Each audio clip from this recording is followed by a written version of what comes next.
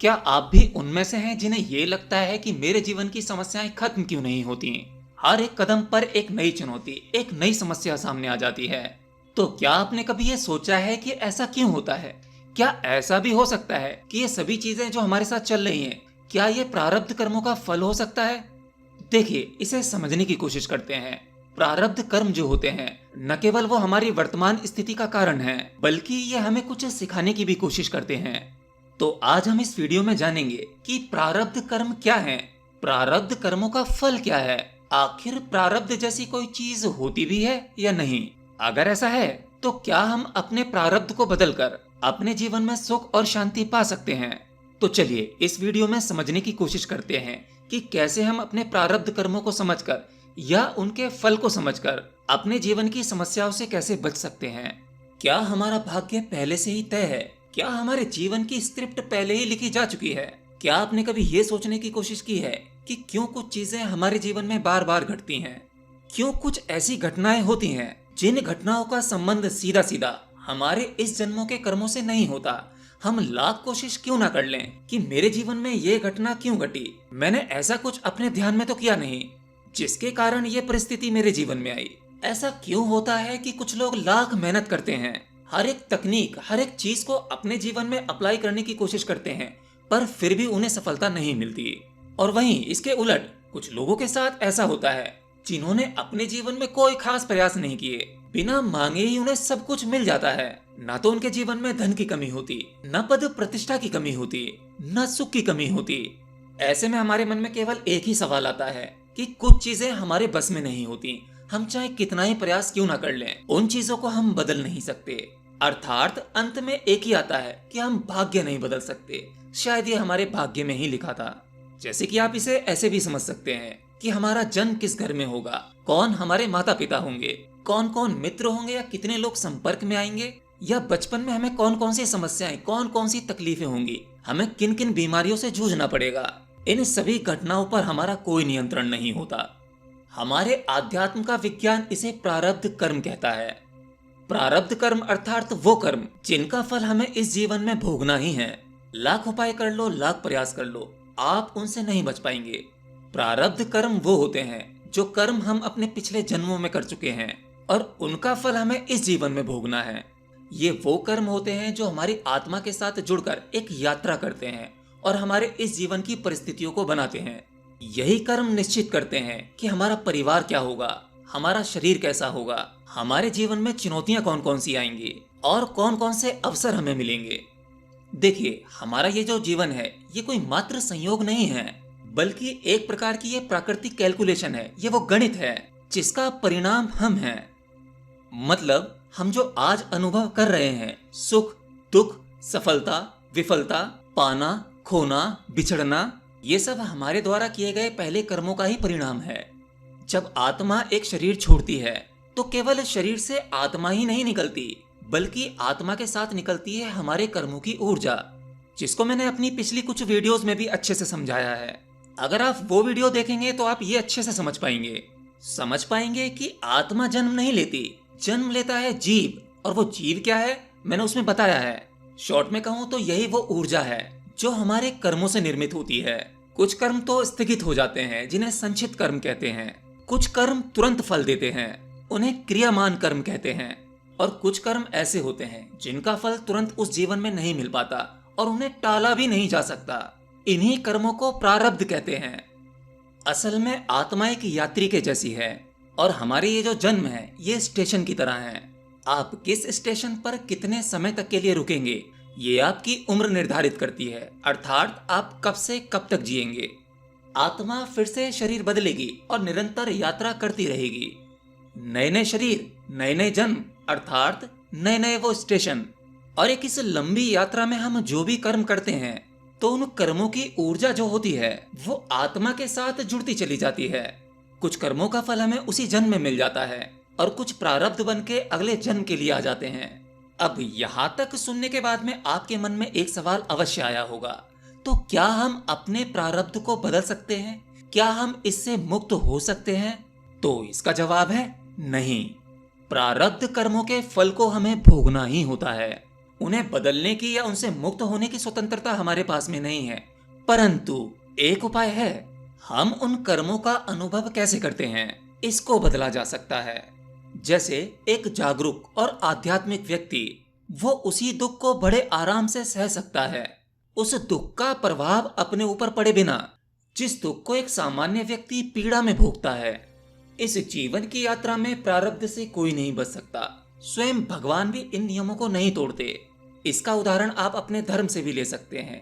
जरूरी नहीं कि हिंदू धर्म को ही उठाकर देखें, चाहे आप क्रिश्चियन हो, मुस्लिम हो, बौद्ध हो, सिख हो या हिंदू हो, हर एक धर्म में भगवान को या उस परम शक्ति को जिसने पूरी दुनिया बनाई, संसार बनाया, किसी न किसी रूप में मान्यता अवश्य है। उनकी मान्यताओं के अनुसार उनके भगवान पृथ्वी पर आए, उन्होंने जन्म लिया, मानव रूप धारण किया, तो सुख दुख की घटनाएं उनके साथ भी रहीं, बच वो भी नहीं पाए, परंतु दूसरे शब्दों में वो अपने प्रारब्ध से अछूते रहे। जैसे जीसस क्राइस्ट खुशी खुशी सूली पर लटक गए, भगवान राम ने खुशी खुशी जंगल में कांटों भरा जीवन जिया, बुद्ध भी राजपाट छोड़कर जंगल चले गए, पैगंबर मोहम्मद की भी कहानी उठाकर देख लो। हालांकि मैं मुस्लिम धर्म पर बोलना पसंद नहीं करता, क्योंकि वहां पर वाद विवाद बहुत अधिक है, तो प्रारब्ध कर्मों के फल से बचना संभव नहीं। लेकिन जैसा कि मैंने कहा कि अनुभव कर्ता पर डिपेंड करता है कि वो अपने जीवन की परिस्थितियों को कैसे अनुभव करता है, पीड़ा के साथ या स्वीकार भाव के साथ। एक सामान्य व्यक्ति के जीवन में जब उसका कोई अपना प्रिय उसे छोड़कर चला जाता है, रिश्ते के रूप में चाहे शरीर छोड़ने के रूप में, तो उस सामान्य व्यक्ति को पीड़ा बहुत अधिक होती है। वो उसे स्वीकारता नहीं है, उस परिस्थिति से लड़ने की कोशिश करता है, जिसके कारण वो दुख झेलता है। परंतु वहीं आध्यात्मिक व्यक्ति उस परिस्थिति को समझता है, वो जानता है कि इसे बदला नहीं जा सकता और इस पर दुख विलाप करके भी कोई अर्थ नहीं है, केवल स्वयं के मन को कष्ट देना है और कुछ नहीं। बस उसकी यही समझ उसको इस दुख से दूर रखती है। कर्मों के फल तो उस पर भी आक्रमण करेंगे, परंतु उस आक्रमण की चोट से उसे दर्द नहीं होगा, क्योंकि वो कर्म उसके नहीं है। वो जानता है कि ये शरीर एक यंत्र मात्र है, ये अपना कार्य कर रहा है और मैं अपना। ध्यान, आत्म जागरण और ईश्वर से जुड़ाव, ये वो चाबी है जो आपको तैयार करती हैं कि आपको कर्मों का अनुभव कैसे लेना है। जब हम परमात्मा से जुड़ा हुआ महसूस करते हैं तो प्रारब्ध का भार, प्रारब्ध के आक्रमण हमें हल्के लगने लगते हैं। वो कर्म जो हमें नीचे खींच रहे थे, अब वो हमारे जीवन की आध्यात्मिक शिक्षा बन जाते हैं। देखिए, ध्यान, भक्ति और सत्संग ये प्रारब्ध को बदल तो नहीं सकते, परंतु उसके फल को सहन करने की शक्ति हमें अवश्य दे सकते हैं। बिल्कुल वैसे ही जब कोई व्यक्ति बहुत अधिक मिर्चें खा लेता है, अब वो मिर्च उससे बर्दाश्त नहीं होती, फिर वह मिर्च के कष्ट से छुटकारा पाने के लिए गुड़ खाता है। गुड़ मिर्चों के असर को कम नहीं करता, बल्कि हमें गुड़ से वह शक्ति मिलती है जिससे हम मिर्च के असर को सहन कर सकें। और यही असली परिवर्तन है, क्योंकि जब हम दुखों को, अपने जीवन में आने वाली हर एक परिस्थितियों को एक शिक्षक के रूप में देखने लगते हैं, तब वह हमारे भीतर की चेतना को ऊपर की ओर उठाते हैं। तो आज आप जिन भी परिस्थितियों से, जिन भी दुखों से जूझ रहे हैं, तो ये जानो कि ये कोई सजा नहीं है, बल्कि एक अवसर है अपने पिछले कर्मों को समाप्त करने का।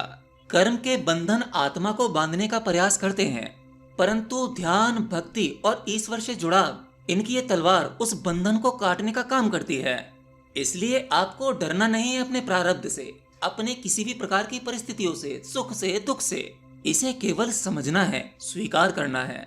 प्रारब्ध की श्रृंखला तो चलती रहेगी, आप इसे रोक नहीं पाएंगे। आपको चाहिए कि आप आत्मज्ञान के मार्ग पर आगे बढ़ते रहें। देखिए, प्रारब्ध पहले से ही भले तय क्यों ना हो, परंतु आत्मा की प्रतिक्रिया हमेशा स्वतंत्र रहती है। आपका आज का जीवन आपके बीते हुए कल के कर्मों का परिणाम है, परंतु आपके आज के कर्म आपके आने वाले जन्मों का निर्माण करेगा। यही प्रारब्ध कर्म का गूढ़ रहस्य है।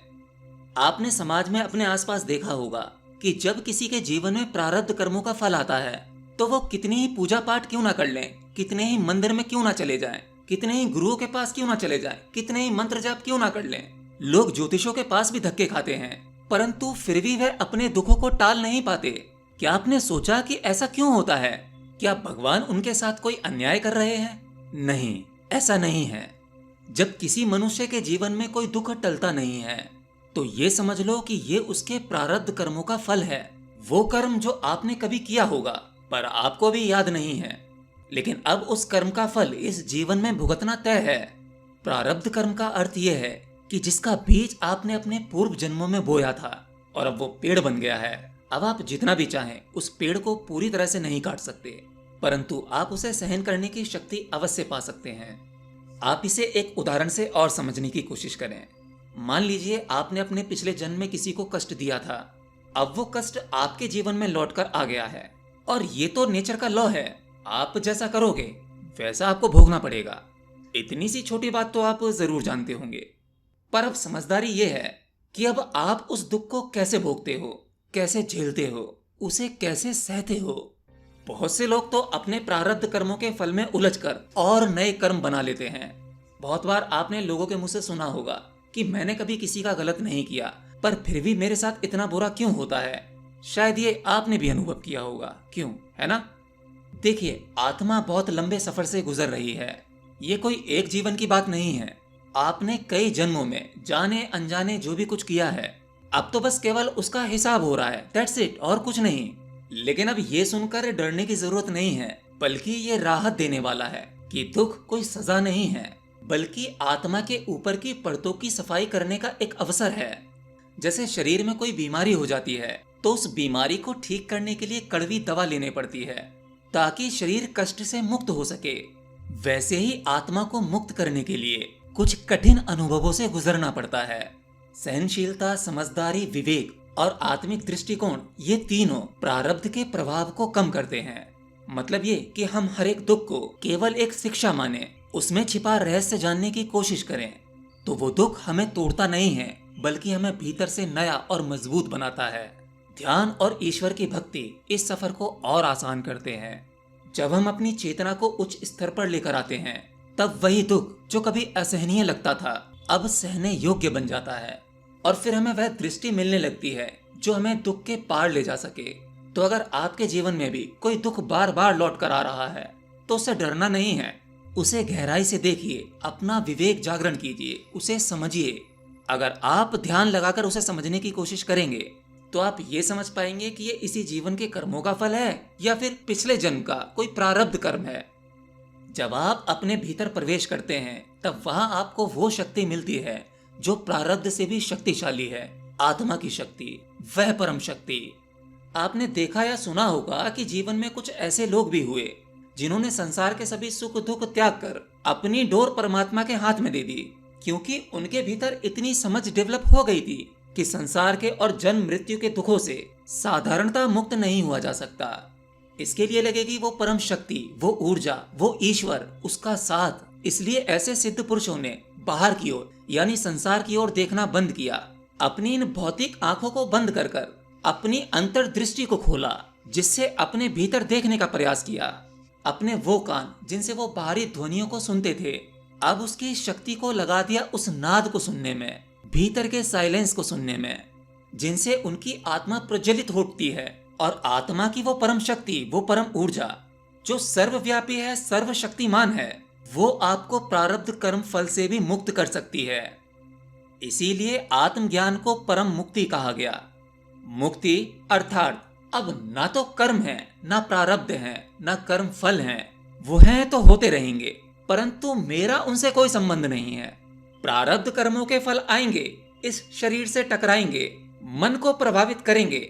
अब मैं ना तो ये शरीर हूँ, ना ये मन हूँ, मैं केवल एकमात्र वो परम सत्य, वो आत्मा हूँ। बाहरी जीवन में सफलता के लिए बहुत सारे विश्वविद्यालय हैं, ढेरों यूनिवर्सिटी हैं, अनेकों सफल लोगों की किताबें हैं, बहुत सी टेक्निक्स हैं, बहुत सारे कोर्सेज हैं, हजारों ट्रेनिंग स्कूल हैं। जो भी फील्ड आपको पसंद हो वहां जाओ, सीखो और सफल हो जाओ। परंतु ये तो बाहरी सफलता है, क्षणभंगुर है, आज है कल नहीं होगी, कल इसी में से दुख पैदा होगा। परंतु एक भीतरी सफलता भी है। दुर्भाग्य से दुनिया में आज उनकी यूनिवर्सिटीज नहीं है, आत्मज्ञान पाने के विश्वविद्यालय नहीं हैं, और अगर है भी तो इसे भी व्यापार बना दिया गया है। परंतु ऐसा भी नहीं है कि आत्मज्ञान पाने वाले लोगों के लिए मार्ग बताने वालों का बिल्कुल अभाव हो, नहीं। आज हमारे पास में दुनिया भर में ऐसी बहुत सारी प्रैक्टिसेस हैं, जिसमें से एक ध्यान है। ध्यान आपको भीतरी यूनिवर्सिटी में ले जाता है जो आप ही के भीतर मौजूद है। वहां आपको ऑथेंटिक शिक्षक मिलेगा, सही गुरु मिलेगा।